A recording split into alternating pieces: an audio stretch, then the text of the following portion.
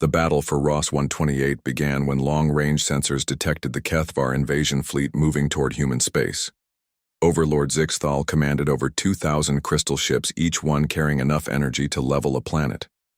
The alien armada stretched across light years of space like a glowing river of death heading straight for Earth. Admiral Kane had prepared the best defense that humanity could manage.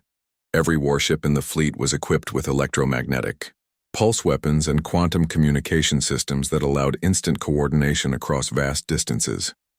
The human strategy was simple but desperate. They would hit the Kethvar with everything they had and hope it was enough. Commander Jake Morrison led the advance fleet to Ross 128, where they would make their stand. The system had been chosen because its twin stars created natural electromagnetic interference that might help hide human ships from Kethvar sensors. Jake knew that most of his people would not survive the battle, but someone had to slow down the alien advance. Captain Amy Rodriguez had worked with Dr. Carl Bennett to improve the quantum communication network. Now, every human ship could share information instantly with every other ship, no matter how far apart they were. This gave humanity an advantage that the Kethvar did not expect. Humans could coordinate attacks across multiple star systems while the aliens relied on their slower network of shared consciousness. The first contact between human and Kethvar fleets happened near the outer planets of Ross 128. Jake's destroyers opened fire with electromagnetic pulse weapons, while the alien ships were still transforming from energy to solid form. 3 Kethvar vessels were caught off guard and destroyed before they could return fire. Overlord Zixthal was shocked by the human attack. In millions of years, no species had ever drawn first blood against his forces. The primitive humans were supposed to surrender or die quickly, but instead they were fighting with tactics that his strategic computers could not predict. This was not how conquest was supposed to work. The Kethvar counterattack was swift and devastating. Energy beams that could cut through mountains sliced human ships in half. Gravitational weapons crushed destroyers into balls of twisted metal. In the first hour of battle, Jake lost half his fleet, but his ships kept fighting and using their speed to stay ahead of the slower alien vessels. Dr. Lisa Hamilton monitored the battle from Earth and noticed something important in the sensor data. Every time a Kethvar ship was destroyed, the other alien vessels paused for a fraction of a second. The shared consciousness that made them so powerful also made them vulnerable when one of their members died. Amy discovered that she could disrupt Kethvar communications by sending random signals on the frequencies their network used. The interference only lasted for seconds, but it was enough to break their perfect coordination. Human ships began targeting Kethvar communication nodes instead of trying to destroy the heavily armored crystal hulls. Jake realized that humans could not win this battle through superior firepower. The Kethvar had weapons that were millions of years more advanced than anything humans could build. But the aliens had never faced an enemy that refused to follow predictable patterns. Chaos became humanity's greatest weapon. Instead of forming battle lines like every other species, the Kethvar had conquered humans, scattered their ships across the entire star system. They attacked from random directions using hit-and-run tactics that made no sense to alien strategic computers.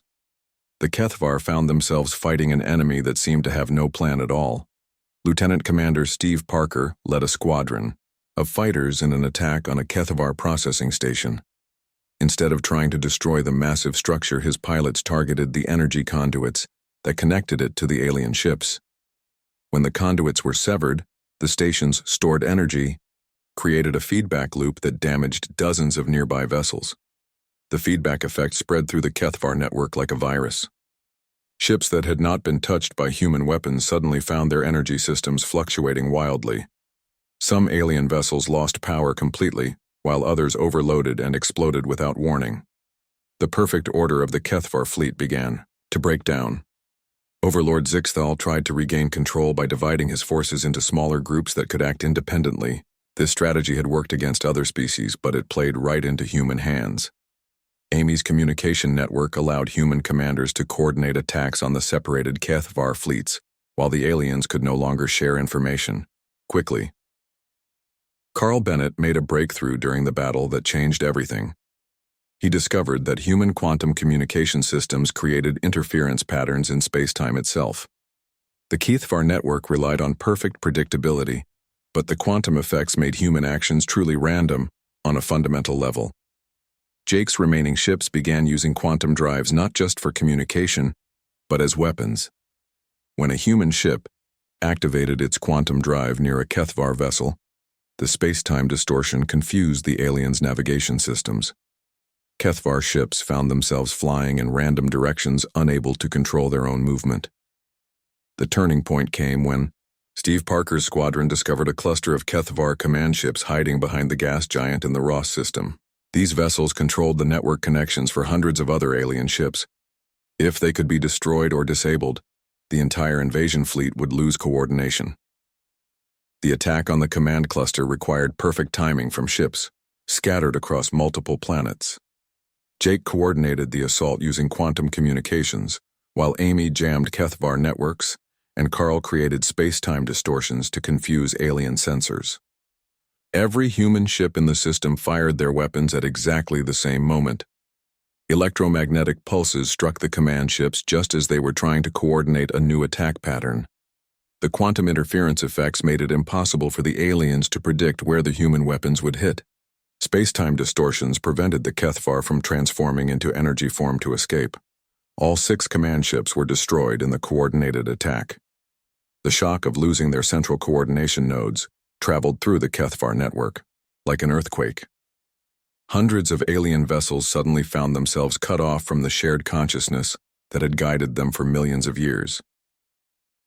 Without their network connection, the individual Kethvar ships began to make mistakes. They flew into each other or fired on their own forces because they could no longer share information instantly. The perfect unity that had made them invincible became confusion and chaos that human forces could exploit.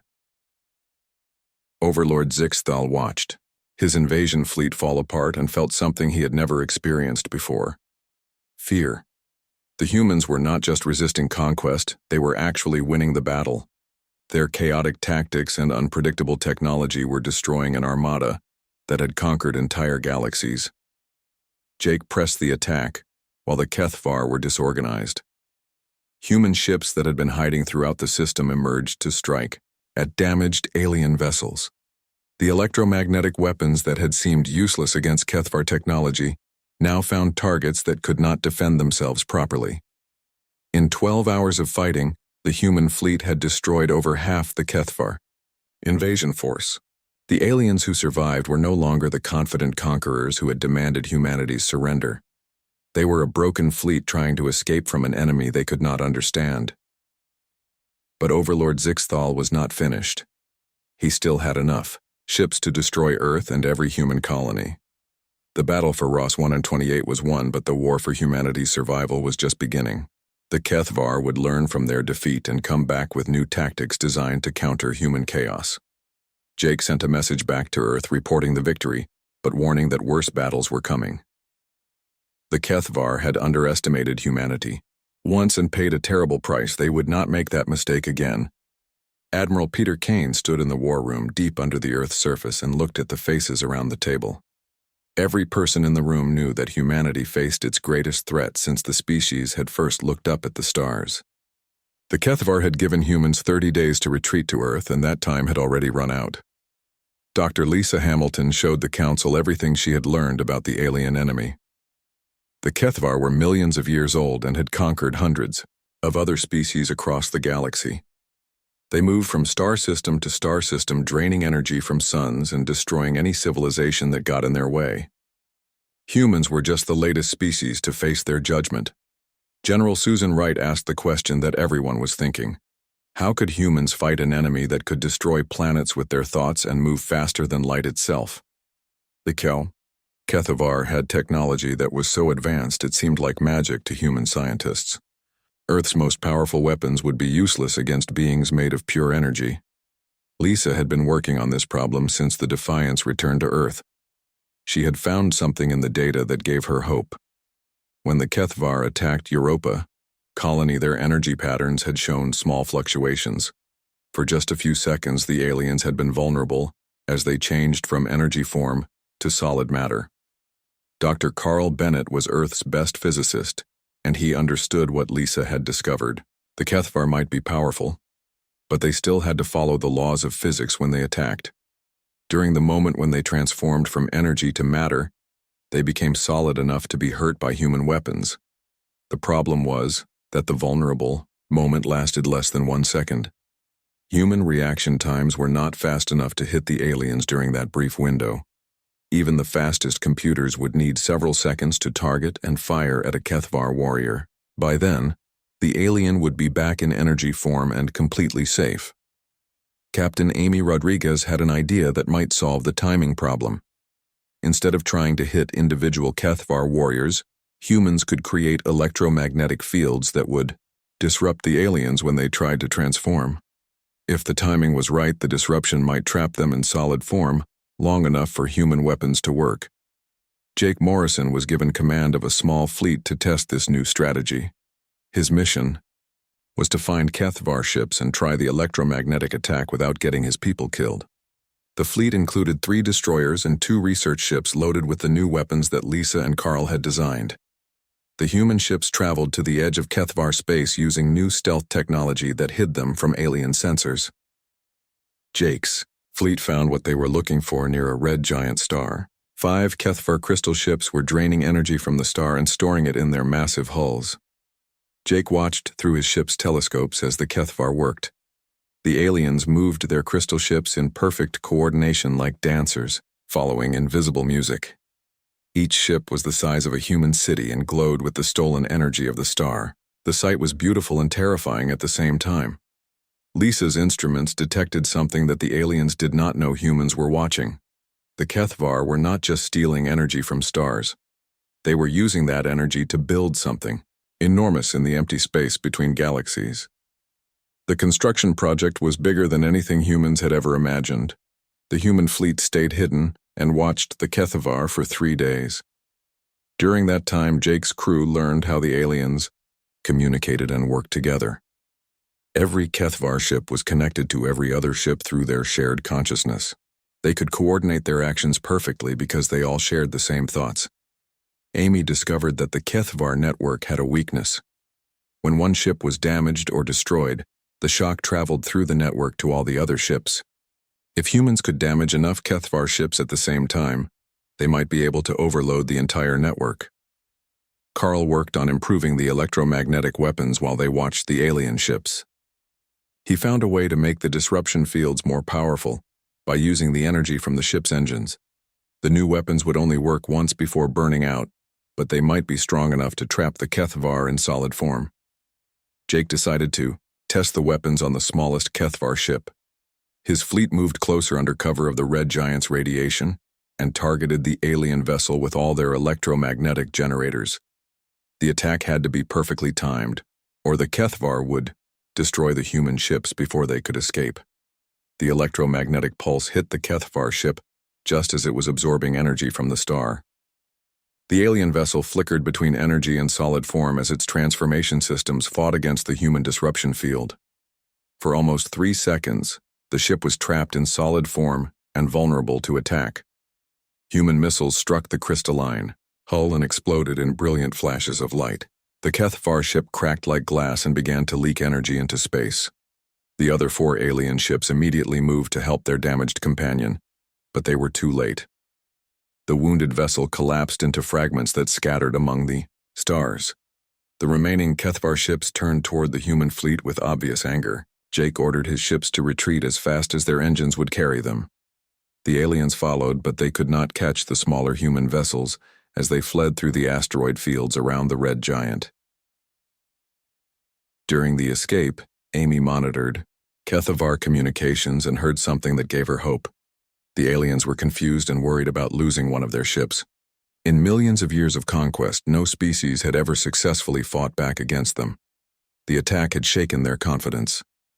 Jake's fleet returned to Earth with proof that humans could hurt the Kethvar. The electromagnetic weapons worked, but they needed to be improved and mass-produced. More importantly, the humans had learned that their enemy was not invincible. The Kethvar could be surprised and they could be defeated. General Wright immediately began building more ships equipped with the new weapons. Every shipyard in the solar system started working around the clock to prepare for the war that was coming. Human colonies throughout the galaxy received instructions on how to build their own electromagnetic defenses. Lisa continued studying Kethvar technology, looking for more weaknesses to exploit.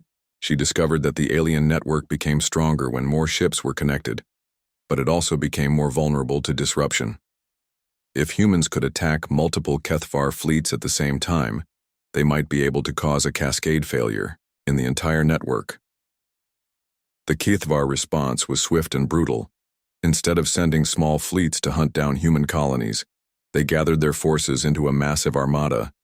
Thousands of crystal ships began moving toward Earth with enough power to destroy the entire solar system. Overlord Zixthal himself took command of the invasion fleet. He had conquered 300 species during his long existence, and he was not going to let primitive humans be the first to escape his judgment. The message he sent ahead of his fleet was simple: humanity would surrender completely or face total extinction. Admiral Kane received the alien ultimatum and called another emergency meeting. This time, every leader on Earth was present, including the president and the heads of all the major nations. The choice they faced was surrender and slavery or fight and die. There was no middle ground with the Kethvar. The vote was unanimous. Humanity would fight. Overlord Zixthal retreated to the edge of the galaxy, where the Kethvar had built their ultimate weapon over millions of years. The Star Drain was a device that could absorb the life force of entire solar systems and convert it into pure energy. No species had ever forced the Kethvar to use their most powerful weapon, but the humans had left them no choice. Dr. Lisa Hamilton detected the energy signature of the Star Drain when it began charging up for activation. Her instruments showed power levels that were beyond anything in human experience. The weapon could drain every star in human space within hours and leave nothing but empty darkness where Earth's solar system used to be. Admiral Kane called an emergency meeting of Earth's leadership, but there was little time for debate. The Star Drain would be ready to fire in less than 48 hours, and no human weapon could destroy something that large. The Kethvar had built their ultimate device inside a collapsed star where the gravity was so strong that matter itself could barely exist. Captain Amy Rodriguez worked frantically to understand how the Star Drain operated. The weapon used quantum tunnels to reach across space and pull energy directly from stars without having to travel to them. Once it started draining a star, the process could not be stopped until the star was completely dead. Dr. Carl Bennett realized that the Star Drain's power came from the Kethvar network itself. Every alien ship and station was connected to the weapon through their shared consciousness. When the device activated, it would draw energy not just from human stars, but from every Kethvar in the galaxy. The aliens would become temporarily omnipotent. Jake Morrison studied tactical reports from the battle at Ross 128 and noticed something that everyone else had missed. The Kethvar network had a built-in weakness that became more dangerous as more energy flowed through it. When the Star Drain activated, the entire network would be carrying more power than it was designed to handle.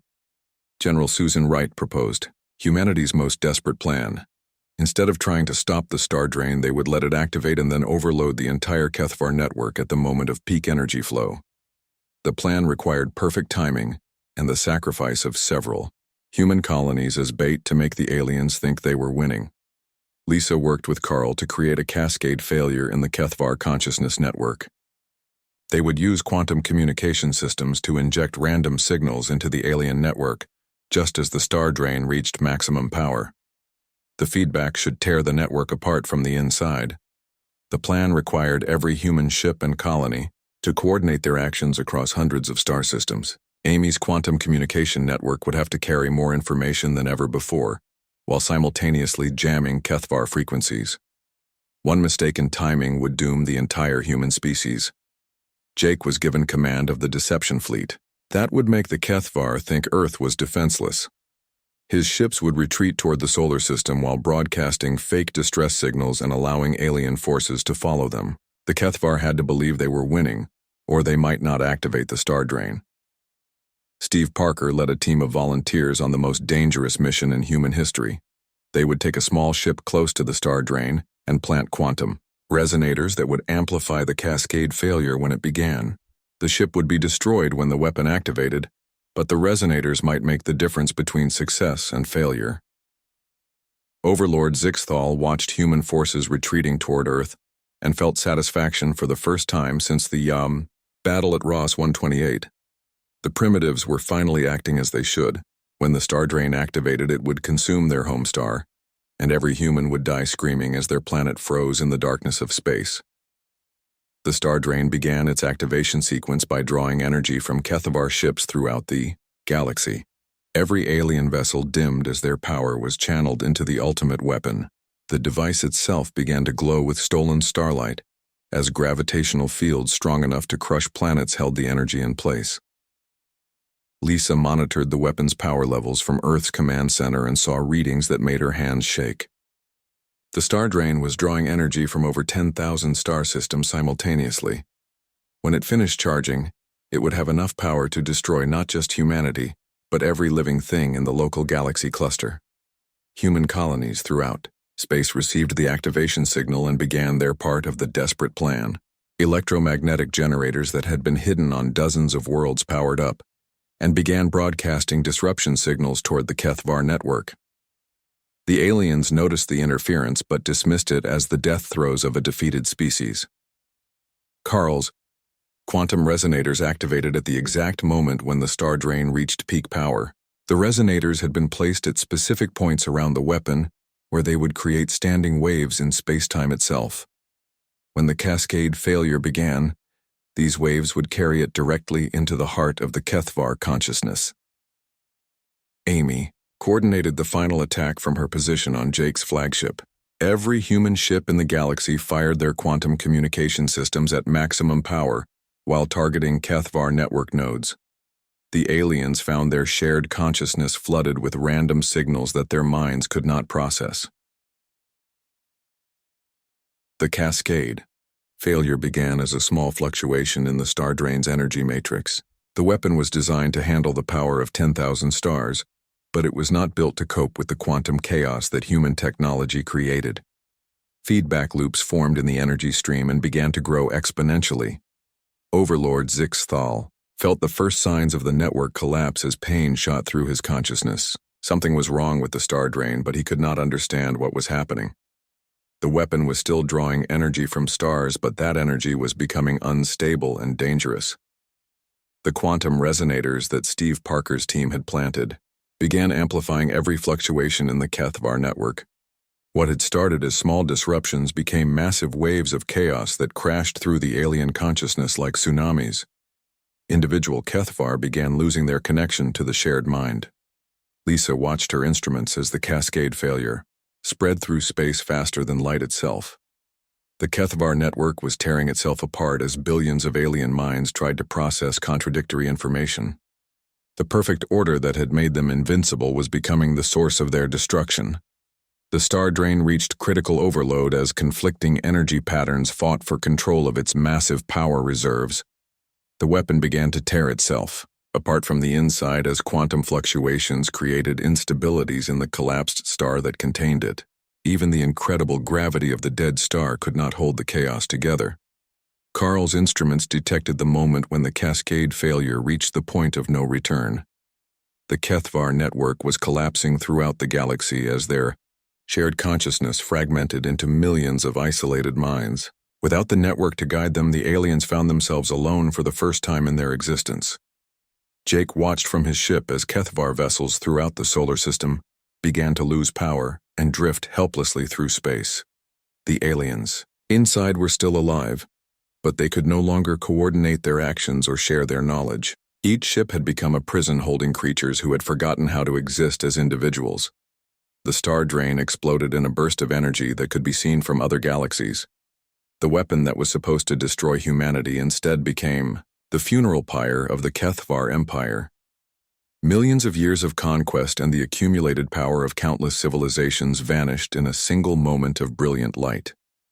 Amy monitored communication frequencies across the galaxy and heard only silence where the Kethvar network used to be. The aliens who had threatened to wipe out humanity just hours before were now scattered and powerless. Their empire had collapsed so completely that it was as if it had never existed. Overlord Zixthal floated in the wreckage of his command ship and tried to understand what had happened. The network that had connected him to his people was gone, and he was alone in a way that no Kethvar had been alone for millions of years. The humans had not just defeated his empire, they had erased it from existence. The cascade failure continued, to spread through space, destroying every trace of Kethvar civilization. Their cities crumbled to dust, their ships lost power, and drifted into dead stars, and their consciousness faded into quantum static.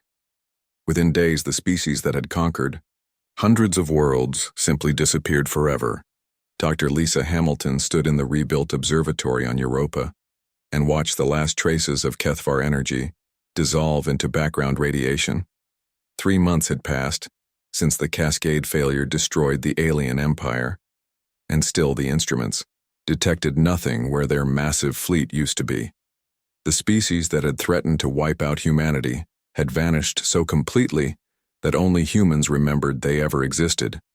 The victory had come at a terrible price.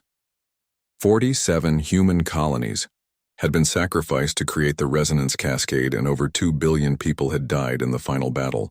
Entire worlds had been evacuated and abandoned to make the Kethvar think they were winning. The survivors were heroes, but they were also refugees who had lost everything they had built among the stars. Admiral Kane walked through the memorial, halls on Earth where the names of every person killed in the war were carved into walls of black stone. The list seemed to go on forever, with entire families and communities that had been erased when the Kethvar attacked. But humanity had survived, and that was what mattered most. Commander Jake Morrison wrote his final report about the war, while his ship drifted through the empty space where the Kethvar fleet had been destroyed.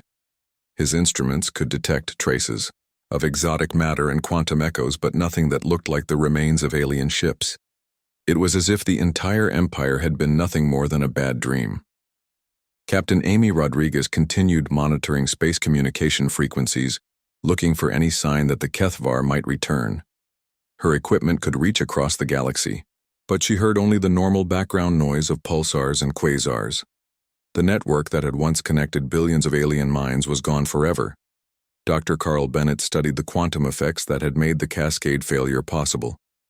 He discovered that human technology had accidentally created something that the Kethvar never expected. Humans had learned to use chaos as a weapon, while the aliens had spent millions of years trying to create perfect order. Other species throughout the galaxy began to notice that the Kethvar Empire had disappeared. For thousands of years, these civilizations had lived in fear of the crystal ships that could appear without warning and demand surrender or death. Now they sent cautious signals, asking if the ancient threat was really gone. Lieutenant Commander Steve Parker survived the mission to plant quantum resonators near the star drain and became one of the most decorated heroes in human history. His small team had flown their ship into the heart of enemy space, knowing they would probably die. Their sacrifice had made the difference between victory and extinction. The governments of Earth debated what to do with the technology that had defeated the Kethvar. The quantum communication systems and electromagnetic weapons were too dangerous to be used carelessly, but they might be needed again if humanity faced another alien threat. The decision was made to keep the weapons but never to use them except in defense. General Susan Wright established the Deep Space Monitoring Service to watch for signs of other hostile civilizations. The galaxy was vast, and humans had explored only a tiny fraction of it. Somewhere among the billions of stars, there might be another species like the Kethvar waiting to test humanity's resolve. Lisa published her research about Kethvar technology and biology in scientific journals that were read throughout human space. She hoped that future generations would learn from the data and be better prepared if they encountered similar aliens. The war had taught humanity that survival required both courage and wisdom. Alien archaeologists from peaceful species began arriving in human space to study the remains of Kethvar technology. They found very little because the cascade failure had been so complete, but they were amazed by what humans had accomplished. No other species in galactic history had ever made an entire civilization disappear so thoroughly. Jake received orders to lead new exploration missions beyond the edge of known space. Humanity had proven it could defend itself, but there were still new worlds to discover and new civilizations to meet. The war with the Kethvar had made humans stronger and more confident about their place in the galaxy. Amy worked on improving the quantum communication network so that human colonies could stay in contact across even greater distances. The technology that had helped defeat the aliens would now be used to bind human civilization together as it expanded among the stars. No human settlement would ever again face attack without warning. Carl continued his research into the fundamental forces that governed space and time. His discoveries about quantum chaos had saved humanity, but he believed they were only the beginning. The universe held secrets that could make humans even more powerful if they were wise enough to understand them. Children born after the war grew up in a galaxy where humanity was respected and feared by other species. They learned about the Kethvar in history classes, but the ancient enemy seemed as distant as the dinosaurs. The new generation took their freedom for granted because they had never known what it was like to live in fear. Overlord Zixthal drifted, alone through the void between galaxies in the broken remains of his command ship. His people were gone, and their empire was forgotten, but somehow he had survived the Cascade failure. He spent his eternal exile trying to understand how primitive humans had accomplished something that was supposed to be impossible.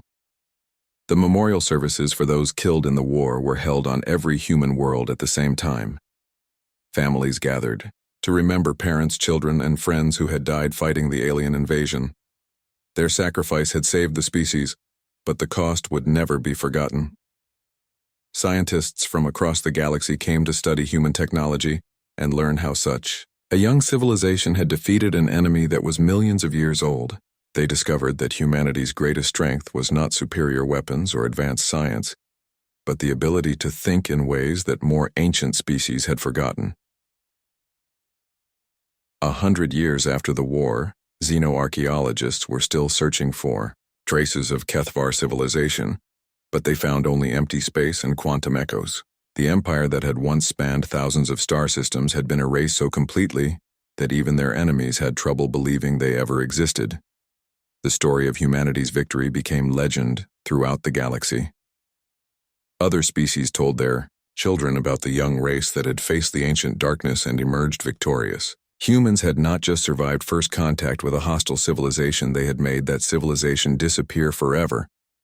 Lisa's final log entry was found years later in the archives of the Deep Space Research Institute. She had written that humanity's greatest achievement was not destroying their enemies but remaining human while doing so. The Kethvar had been consumed by their own perfection, but humans had learned to find strength in their flaws. The galaxy was a safer place because the Kethvar were gone, but it was also a lonelier place. Humanity had proven that even the most powerful empire could fall if it faced an enemy that refused to follow the rules. The species that had challenged humans and disappeared forever became a cautionary tale told among the stars for generations to come. Commander Jake Morrison stared at the screens in front of him as his ship moved through deep space. The UES Defiance had been traveling for 3 months, looking for new worlds that humans could live on. Jake had done this job for 10 years, and he knew what to expect when they found empty space between stars. What he saw now was not empty space. Giant crystal structures floated in the darkness, like frozen lightning. Each one was bigger than Earth's moon, and they glowed with a soft blue, light that hurt to look at. The crystals moved in perfect patterns around each other as if they were dancing to music that only they could hear. Jake had never seen anything like them in all his years exploring space. His science officer, Lisa Hamilton, ran scans on the strange objects. Her instruments showed readings that made no sense. The crystals were not made of any material that humans had ever found before. They seemed to be made of pure energy that had somehow become solid. Lisa's hands shook as she worked, because she knew they had found something that would change everything. The communications officer, Amy Rodriguez, picked up signals coming from the crystal structures. The signals were not like radio waves or laser beams that humans use to talk across space. These signals seemed to go straight into a person's mind without using their ears or eyes. Amy put on her headset to listen, but pulled it off quickly when the alien thoughts tried to push into her brain. Jake ordered his crew to stay far away from the crystals while they studied them. He sent a message back to Earth Command telling them about the discovery. The message would take 6 months to reach Earth and another 6 months for a reply to come back. For now, the crew of the Defiance was on their own with the biggest discovery in human history. Dr. Lisa Hamilton worked day and night trying to understand what the crystals were and who had made them. Her computers showed that the structures were incredibly old. They had been floating in space for millions of years waiting for someone to find them. The energy patterns inside the crystals showed signs of intelligence, but not the kind that humans were used to dealing with. After 2 weeks of study, Lisa made a discovery that scared her. The crystals were not just floating randomly through space. They were moving toward human settlements in a pattern that showed they knew exactly where human colonies were located. Something inside those crystal structures was watching humanity and making plans. Jake decided they needed to follow the crystals to see where they were going. The Defiance stayed hidden behind asteroid fields and used passive sensors so the aliens would not know they were being watched.